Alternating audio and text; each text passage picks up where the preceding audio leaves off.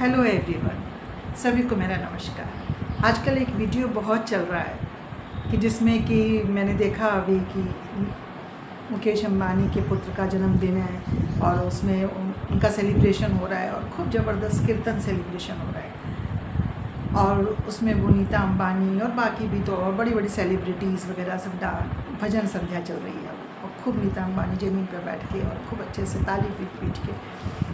तो हम लोग जो ऐसे चेस करते हैं ना, हम लोग वेस्टर्न कल्चर के पीछे भागते हैं, हमें पार्टी करनी है, बर्थडे मनानी है और हमें उस तरह से करना है।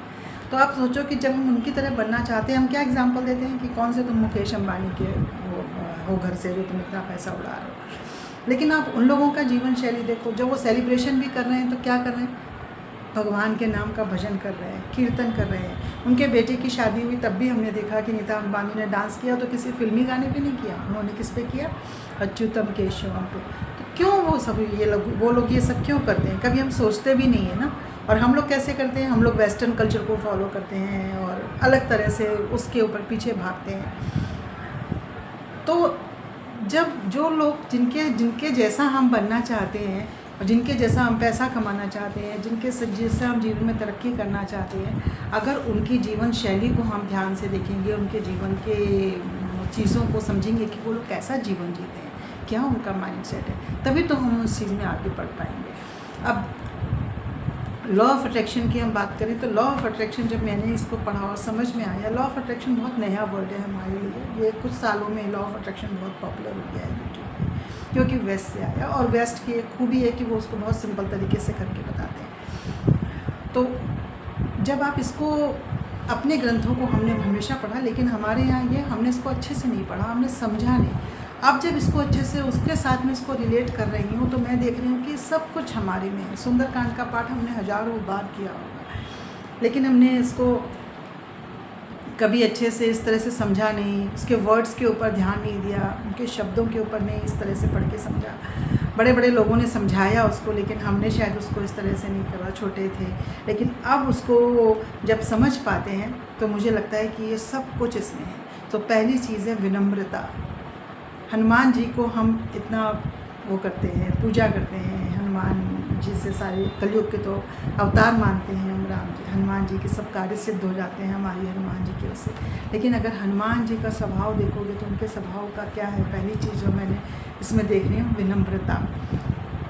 तो उनका देखो, हनुमान जी जब जा रहे हैं सीता जी की खोज करने के लिए, तो उसमें भी पहली लाइन क्या है, यह कहे नाय सबिन को माथा चले हर्षु ही धीर रखना था। उन्होंने जितने भी वो वानर थे वहाँ पे समुद्र के किनारे, जहाँ से वो चले अपने सीता जी की खोज के लिए समुद्र पार करने लंका के लिए, उन्होंने कहा यह कहे नाई सबिन को माथा, सबको उन्होंने प्रणाम किया, बड़े बड़े वानरों को। और दिल में प्रभु की मूर्त को ध्यान करके, हे धरि रघुनाथा, प्रभु को धारण करके हनुमान जी चले। कुछ मैं कहीं भी नहीं है, सब कुछ प्रभु का है। फिर उसके ऊपर जाके वो उन्होंने जब चढ़ते चढ़ते एक पर्वत पर पहुंच गए, और पर्वत पर भी पहुंचकर जो है भगवान जी को वो पर्वत भी कह रहा है यहाँ विश्राम कर लो। उन्होंने कहा नहीं, मुझे प्रभु का कार्य किए बिना कहीं विश्राम नहीं है। मतलब जो अपना डेस्टिनेशन है ना, फोकस, पूरे इसमें कहीं भी हनुमान जी का फोकस नहीं बिगड़ा। तो हमने क्या चीज़ें सीखी, पहले तो बड़ों के प्रति कितना रिस्पेक्ट उनको दिया, भगवान जी का हृदय में दिल में धारण किया, कहीं कुछ मैं का भाव नहीं है। तीसरी चीज़ फोकस, उनका कहीं भी फोकस नहीं बिगड़ा है, पूरे उसमें उनका फोकस वही है कि मुझे जाना है सीता जी को। जब तक उन्होंने लंका जलाई, प्रभु को आके दिया, तब तक उनका कार्य का मिशन, उनका फोकस। और हम कितनी जल्दी जल्दी डिस्ट्रैक्ट हो जाते हैं और फिर अपने मिशन तक नहीं पहुँचते। उन्होंने कहा नहीं, राम काज कीने बिनु मोहि कहाँ विश्राम। राम के कार्य को किए बिना, उनका वही कार्य था, वहीं से वो डेस्टिनी, वही गोल लेके चले थे, जो आजकल हम गोल की बात करते हैं, और उन्होंने वही कह के चला। फिर उसके बाद में उनको सुरसा की कहानी हमने सबने सुनी है। सुरसा की कहानी में कि सुरसा ने जब उनको रोकने के लिए बड़ा मुंह बनाया और उनको कहा कि मैं तुम्हें खाऊंगा, तो हनुमान जी ने पहले कहा उनको कि माँ, मैं राम जी का कार्य करके आ जाऊं, फिर प्रभु को उनके संदेश दे दूं सीता जी का, फिर तुम खा लेना मुझे। सीता से उन्होंने कहा नहीं, और वो अपना मुंह बढ़ाती गई, और जैसे जैसे वो मुंह बढ़ाती गई, हनुमान जी अपना रूप और बड़ा करते चले गए। जोजन भरे दो पदन पसारा, कपितनु की दुगन विस्तारा। जितना वो बड़ा बड़ा मुँह करती गई, हनुमान जी उसका दुगना दुगना करते चले गए। 16 जोजन मुक्त ठहयु, तुरंत पवन सु 32 बहयु। जस जस सुरसा बदन बढ़ावा ता सुदून कपि रूप दिखावा। अब ऑब्स्टिकल आ गया उनके आगे, मतलब वो डेस्टिनेशन पे चले हैं, उनका फोकस है हनुमान जी का करने के लिए, लेकिन अब उनके आगे ऑब्स्टिकल आ गया सुरसा के रूप में। तो जैसे जैसे वो सुरसा अपना रूप बढ़ा रही है, अपने मुंह का साइज़ बढ़ा रही है, उस ऑब्स्टिकल से उनको रोकने के लिए आप इसको ऐसे समझो, हनुमान जी अपना आकार और भी बड़ा करते जा रहे हैं। मतलब क्या, कितने भी उनके आगे ऑब्स्टिकल आ जाए, मुझे तो वो कार्य करना ही है, मन में वो गोल, अगर आपने समझ लिया। उनके पास कोई विज़न बोर्ड नहीं था, विज़न बोर्ड यहाँ था, विज़न बोर्ड यहाँ था, और उन्होंने कहा मुझे वो कार्य करना है। जस जस सुरसा बदन बढ़ावा ता सुदून कपि रूप दिखावा। कपि मतलब हनुमान जी के लिए कहा गया है, बंदर। कपि तू ता सुदून कपि रूप दिखावा, वो दुगना दुगना रूप दिखाते गए। सत जून जोजन तई आनन कीना अति लघु रूप पवन सुख देना। जब उनका 100 हो गया तो 100 उन्होंने अपना मुंह छोटा कर लिया। हनुमान जी ने अपना रूप जो है एकदम छोटा कर लिया। जब सुरसा का मुंह 100 योजन का हो गया तो हनुमान जी ने अपना रूप एकदम छोटा कर लिया। मतलब बुद्धि, मतलब शार्पनेस ऑफ माइंड, कि कहाँ पे मुझे बड़े होते जाना है और कहाँ मुझे छोटे होते जाना है। IQ लेवल सोचो आप हनुमान जी का। फिर इंटेलिजेंस, इंटेलेक्ट, बदन पैठ पुनि बाहर आवा मांगा विदा ताही सुर नावा। मतलब उनके मुंह से घुसे और निकल आए, कान से घुस के उनकी ओर बाहर आ गए हनुमान जी। और फिर भगवान उन्होंने क्या किया, मांगा विदा ताही सुरनावा। और सुरसा जो उनका ऑब्स्टिकल था उसको भी उन्होंने प्रणाम किया और उनसे विदा मांगी कि मुझे अब अपने कार्य के लिए जाना है। उसको भी विनम्रता और आभार, धन्यवाद, जो हम भूल जाते हैं और हम हर जगह आजकल कह रहे हैं इसका चमत्कार, ये सब हमको इसमें भी है। हमने कभी इसको इस नज़रिए से नहीं पढ़ा। आज मेरे कहने से आप इस नज़रिए से हनुमान चालीसा को पढ़ना और इसकी एक एक लाइन को पढ़ना, तो आपको सारा कुछ समझ में आ जाएगा। ये तो मैं सुंदरकांड से बता रही हूँ आपको। बदन पैठ पुनि बाहर आवा मांग विदा ताहि सुरनावा। मोहि सुरन जही लागी पठावा बुद्धि बल मरमु तोर में पावा। मुझे जिसलिए दोस्त उन्होंने भेजा था देवताओं ने, मैंने वो तुम्हारा सारा ज्ञान समझ लिया है, तुम्हारी शक्ति का मुझे एहसास हो गया है। राम काज सब करी हूँ तुम बल बुद्धि निधान, आशीष दे गई सो हर्षि चले हनुमान। और राम उन्होंने क्या किया, तुम भगवान का काम जरूर करोगे।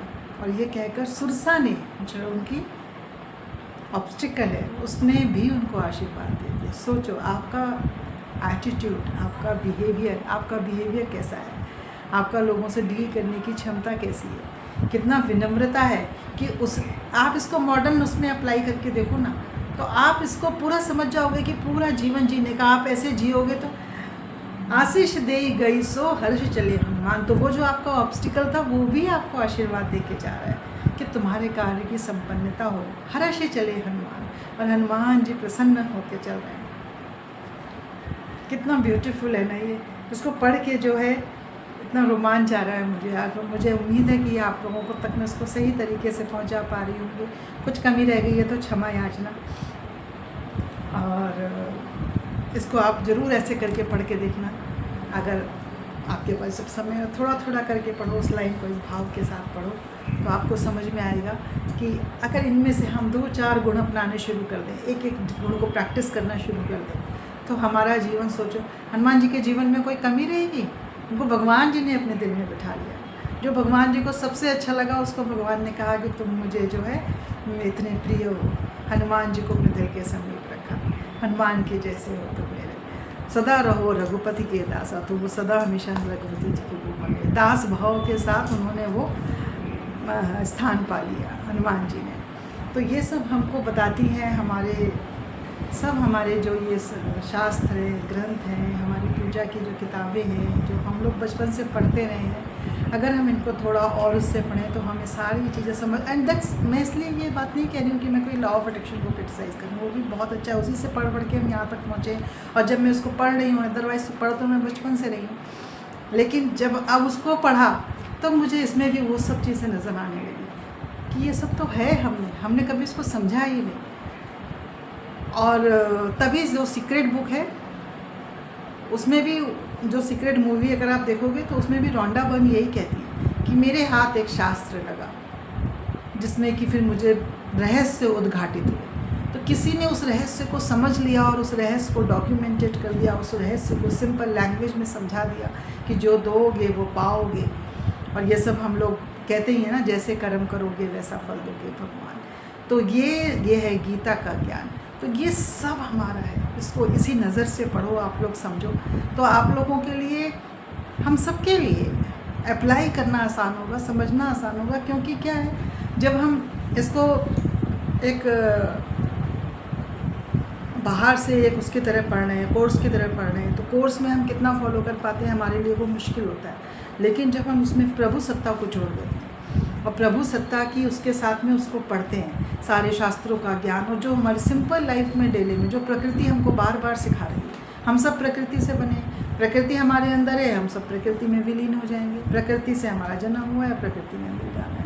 तो जब हम वो प्रकृति के जो नियम हैं, प्रकृति जो हमसे सिखा रही है, प्रकृति के जो चीज़ों को हम समझने लगते हैं, उसको वैसा ही भाव देने लगते हैं कि देखो कितना अच्छा मैं इसको पढ़ा और समझा उस समय, कि आपकी हर चीज़ को, उन्होंने पत्थर को प्रणाम किया, उन्होंने बड़ों को प्रणाम किया, उन्होंने जो ऑब्स्टिकल था उसको भी प्रणाम किया, उसको भी आदर दिया, कहीं अपना फोकस नहीं गड़बड़ाया। फोकस सारा, जब पत्थर ने उनको विश्राम करने के बोला, नहीं, दिल में जब चले तब भगवान का नाम लेके ग्रहण करके चले, पूरी श्रद्धा से चले, विश्वास से चले कि प्रभु का काम करने जा रहा हूँ, प्रभु के हाथ में, प्रभु के प्रति सरेंडर, प्रभु मुझसे अपना काम कराएगा। और फिर रास्ते में जो आया ऑब्स्टिकल, उसमें अपना प्रेजेंस ऑफ माइंड, प्रेजेंट में रहे कि अभी मुझे क्या करना है, प्रेजेंट ऑफ माइंड उन्होंने अप्लाई किया कि बड़ा रूप किया, फिर कब छोटा हो जाना है छोटा हुआ, और फिर उसको भी विनम्रता से प्रणाम किया, कहीं कोई घमंड नहीं, कहीं कोई गरूर नहीं, कहीं कोई गर्व नहीं, माता धन्यवाद, उसको भी वहाँ प्रणाम किया।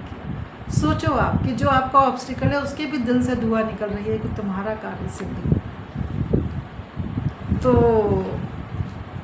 यही है बस आज का संदेश मेरा।